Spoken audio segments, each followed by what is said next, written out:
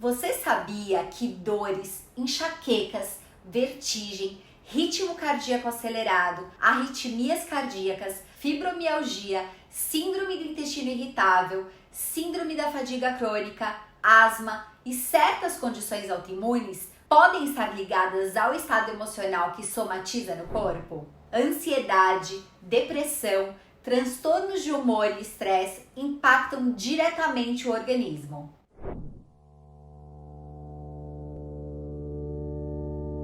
Meu nome é Mônica Shapiro, sou profissional de educação física, acadêmica de fisioterapia, pós-graduada em atividade física adaptada e saúde e tenho formações internacionais como Rolfing, Facial Manipulation e Facial Fitness. Eu estudo como o sistema facial age em todos os sistemas do corpo e como essas interações físicas e emocionais se refletem na saúde. E quem nunca sentiu angústia no corpo, com sensações físicas como falta de ar, tontura, pressão no peito, ou medo com sintomas como palpitações, sudorese, tremores, sensação de sufocamento ou ansiedade provocando vários sintomas físicos como arritmia, taquicardia, boca seca e dificuldade respiratória. É importante reconhecer que esses sintomas têm uma raiz comum, como envolvendo a desregulação central do eixo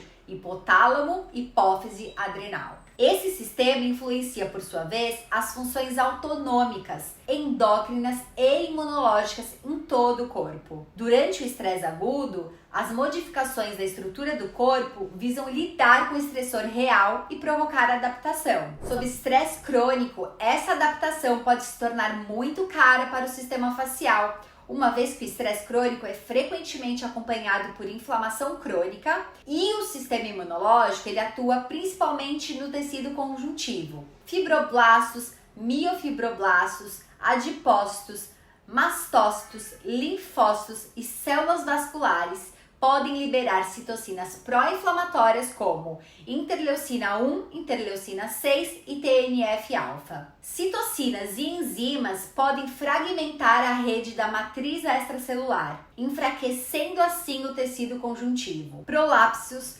permeabilidade tecidual e a barreira epitelial pode ser danificada. A facilitação do crescimento microbiano e neoplásico e da infiltração tecidual pode ser outro resultado indesejado. A quantidade excessiva de componentes da matriz extracelular excretados pelas células ocupa cada vez mais espaço, substituindo o tecido local, epitelial, muscular ou nervoso por fibras conectivas e induzindo fibrose. Além da inflamação, os hormônios do estresse afetam fortemente a matriz extracelular e o estado de todo o sistema facial. A duração da resposta ao estresse e a atividade imunológica podem trazer efeitos deletérios nos tecidos, como estresse crônico e inflamação, que podem induzir a atrofia de músculos e tendões, induzir fibrose de tecido conjuntivo e órgãos e causar osteoporose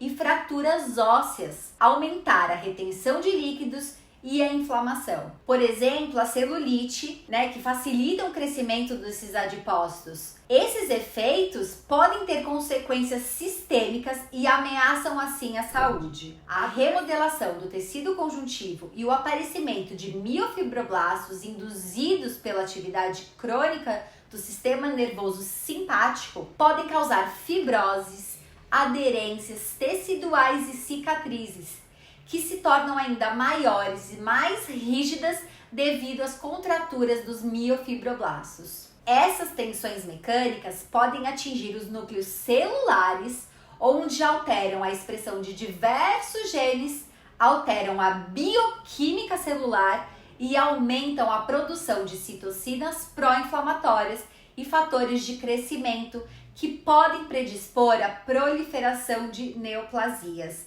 ou seja, do câncer. O que acontece com trauma, por exemplo, é que essas reações elas ficam presas. Podemos adquirir uma postura, por exemplo, protetora. O que acontece é que o corpo envia sinais de volta ao cérebro dizendo que a ameaça está persistindo. É o que Peter Levine chama de ciclo de feedback positivo com consequências negativas. Quando nos preparamos contra a ameaça, isso se torna crônico, então isso se torna doloroso. O corpo, se estiver nessa posição por dias, semanas, meses, anos, então ele se torna o que a pessoa acredita ser como seu corpo é. E isso pode causar dores físicas. O que acontece quando sentimos dor? Nosso corpo se contrai ainda mais, o que novamente sinaliza mais medo. O medo causa mais constrição, a constrição causa mais dor e medo, e você tem esse ciclo de feedback. Uma das coisas que Darwin falou é sobre o nervo vago. O nervo vago está presente entre o cérebro, o tronco encefálico, vai para todos os órgãos, especialmente os órgãos subdiafragmáticos e órgãos gastrointestinais. Darwin chamou de nervo pneumogástrico. Agora nós chamamos de nervo vago. Stephen Porges, autor da teoria polivagal, olhou para esta e todas as informações que eram conhecidas na época a partir de Darwin e revolucionando nossa compreensão da fisiologia autônoma, ele descobriu que quando estamos enfrentando uma ameaça, o corpo se mobiliza para lutar ou fugir. Quando estamos completamente sobrecarregados e experimentamos algo que percebemos como uma ameaça à vida, nosso corpo, em vez de se preparar para a ação, entra em um processo de inação. Ele desliga. Uma das coisas que acontece como parte do desligamento é o que o sistema gastrointestinal fica mais estimulado. 80% do nervo vago, que vai do tronco cerebral até as vísceras, é aferente. Em outras palavras, é pegar informações das vísceras, como diria Mônica Kaspari, minha professora maravilhosa, das entranhas,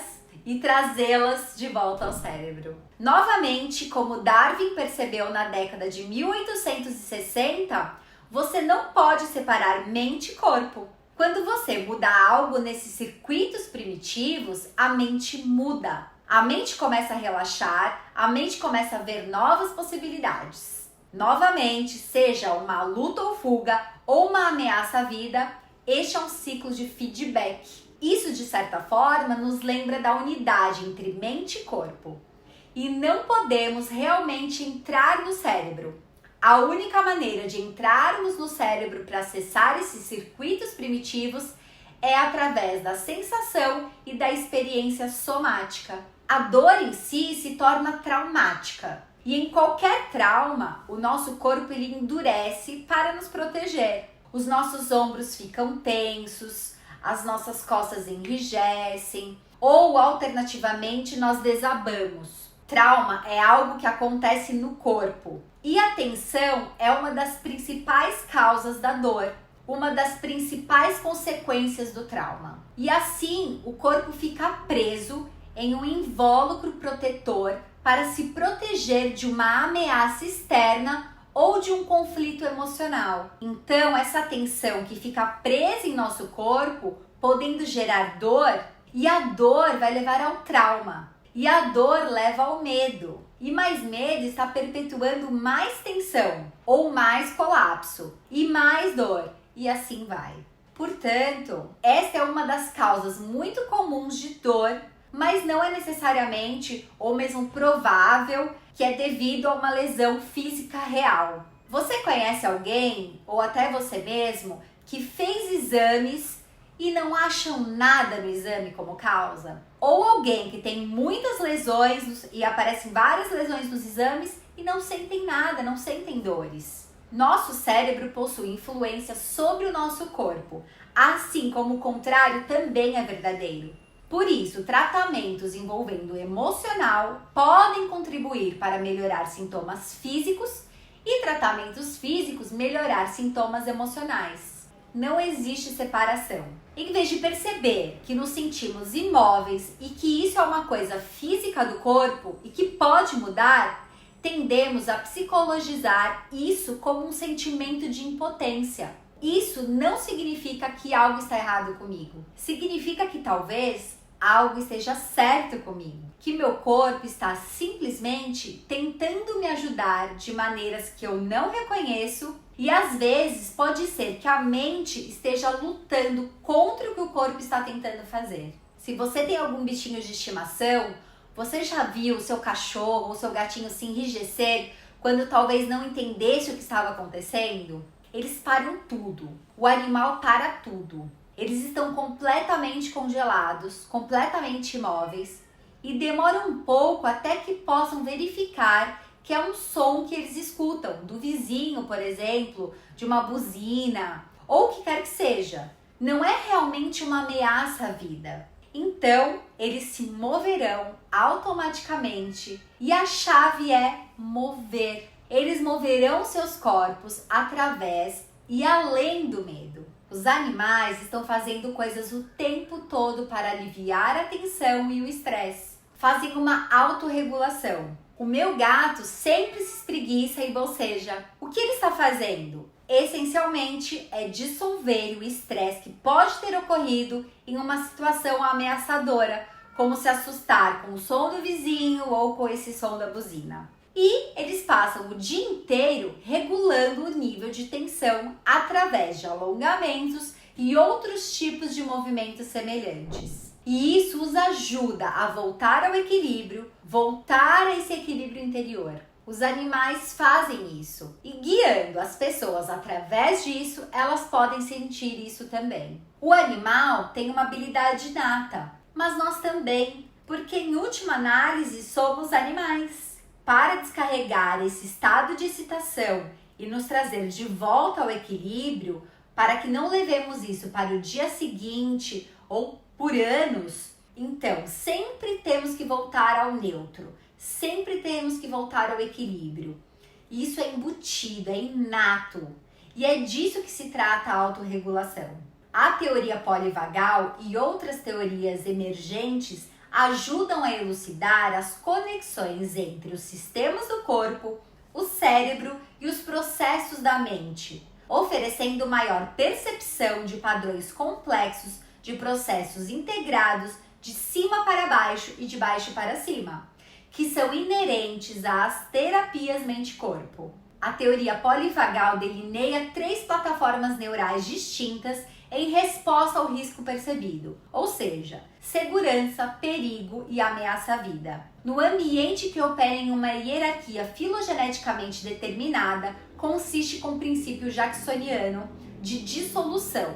A teoria polivagal introduz o conceito de neurocepção para descrever a detecção subconsciente de segurança ou perigo no ambiente por meio de processos ascendentes envolvendo as aferências vagais, entrada sensorial relacionada a desafios externos e mecanismos endócrinos que detectam e avaliam o risco ambiental antes da elaboração consciente por órgãos superiores e centros cerebrais. As 3 plataformas neurais polivagais estão ligadas aos comportamentos de comunicação social, estratégia defensiva de mobilização e imobilização defensiva. O complexo vagal-ventral fornece as estruturas neurais que mediam o sistema de engajamento social. Quando a segurança é detectada no ambiente interno e externo, esse complexo fornece uma plataforma neural para apoiar o comportamento pró-social e a conexão social,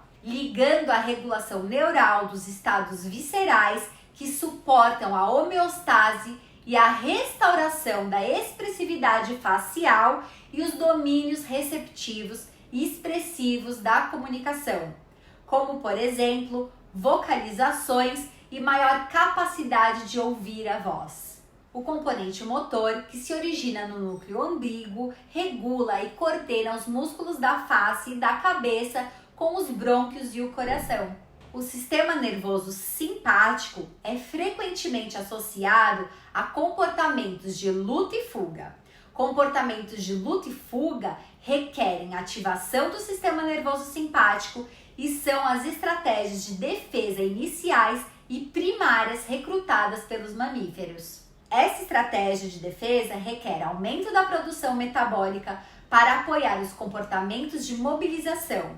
Dentro da teoria polivagal, o recrutamento de sistema nervoso simpático na defesa segue o princípio jacksoniano de dissolução e reflete as reações adaptativas de uma resposta filogeneticamente ordenada e hierarquicamente na qual o complexo vagal ventral falhou em mitigar a ameaça. Quando o circuito sistema nervoso simpático é recrutado, ocorrem mudanças fisiológicas maciças, incluindo aumento do tônus muscular, desvio de sangue da periferia, inibição da função gastrointestinal, dilatação dos brônquios, aumento da frequência cardíaca e respiratória e liberação de catecolaminas. Essa mobilização de recursos fisiológicos prepara o terreno para responder ao perigo real ou presumido no ambiente e para os objetivos finais de segurança e de sobrevivência. Quando o sistema nervoso simpático se torna a plataforma neural dominante, a influência do complexo vagal ventral pode ser inibida em favor da mobilização de recursos para ação rápida, enquanto os comportamentos pró-sociais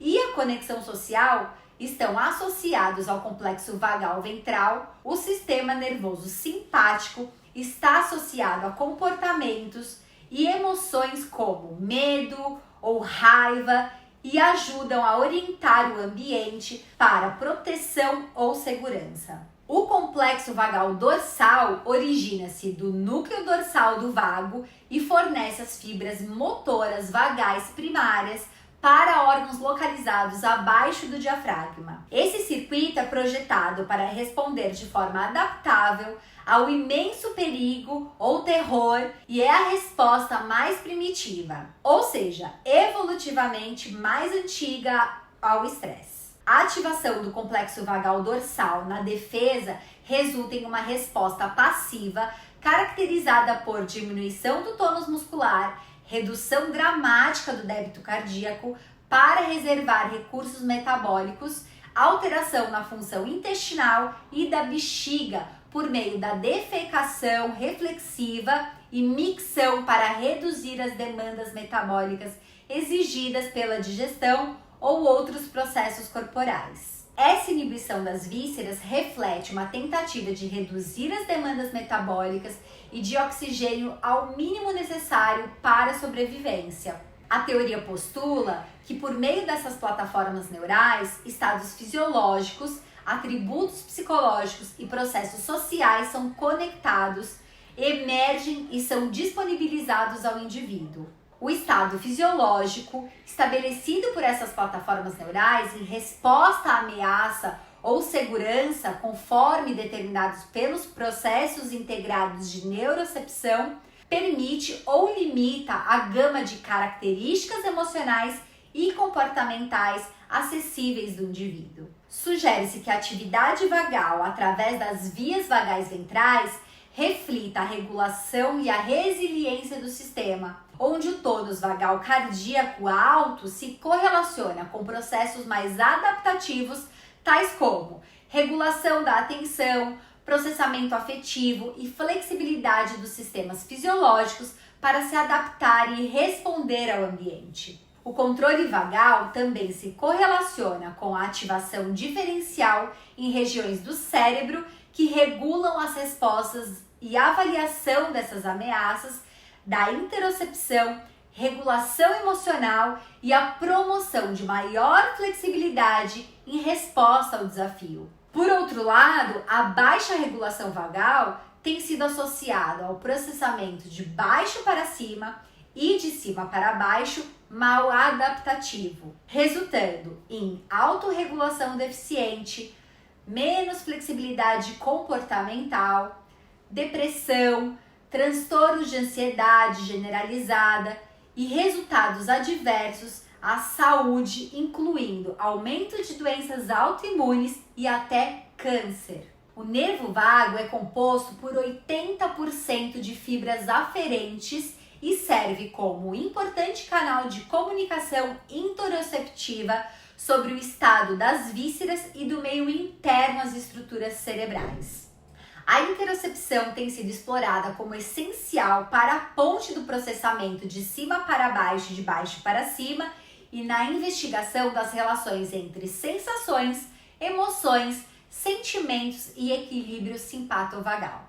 Foi encontrado suporte para essa integração da entrada interoceptiva, emoção e regulação do equilíbrio simpatovagal nos córtices insular e cingulado, facilitando uma resposta unificada do indivíduo aos fenômenos do corpo, mente ou ambiente. A autorregulação é proposta como dependente da precisão com que se interpretamos e respondemos às informações interoceptivas, com maior precisão, levando a maior adaptabilidade. Como tal, a interocepção é considerada importante na dor, dependência, regulação emocional e comportamentos adaptativos saudáveis, incluindo o envolvimento social. Além disso, a interocepção tem sido proposta como chave para a resiliência e no processamento preciso dos estados corporais internos. Tem sido proposto que as terapias mente e corpo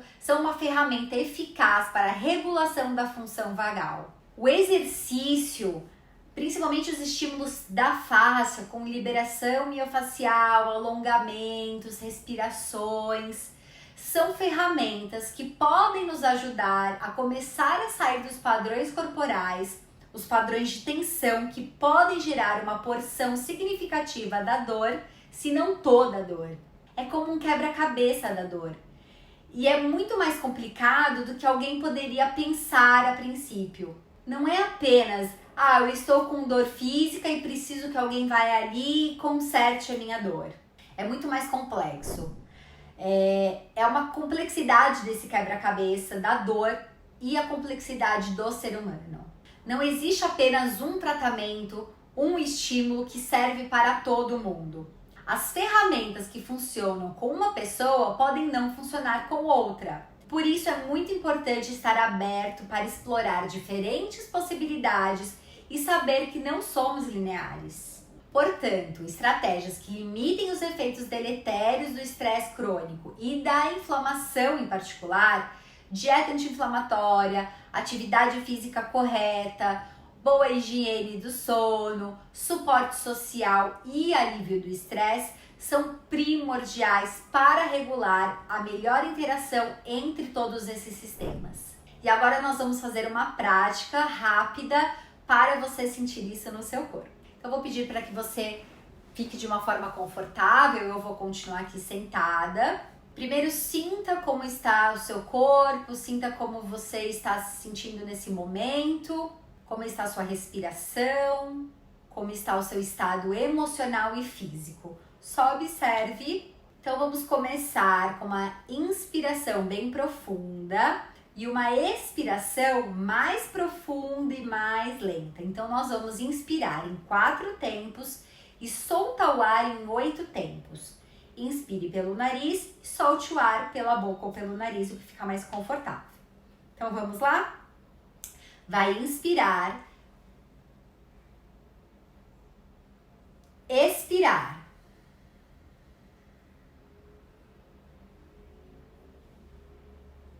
Inspire, expire.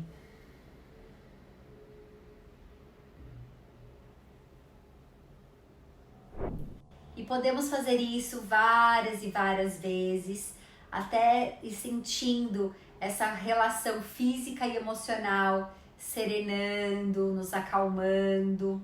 E depois podemos colocar a mão aqui no rosto, fazer uma massagem de cima para baixo, de baixo para cima, de uma forma bem suave. Algumas vezes também, depois aqui no pescoço.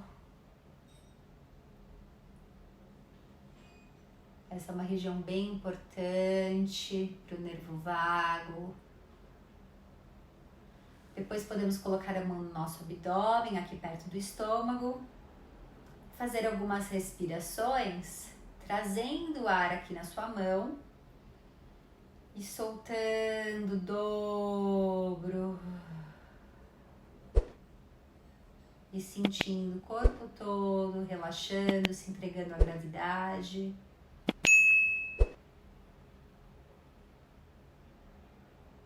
E é isso. Depois me conte como você ficou, se você passou para o seu paciente, para o seu aluno. E deixa o comentário aqui embaixo que eu fiquei curiosa. Um beijo com muita saúde para você.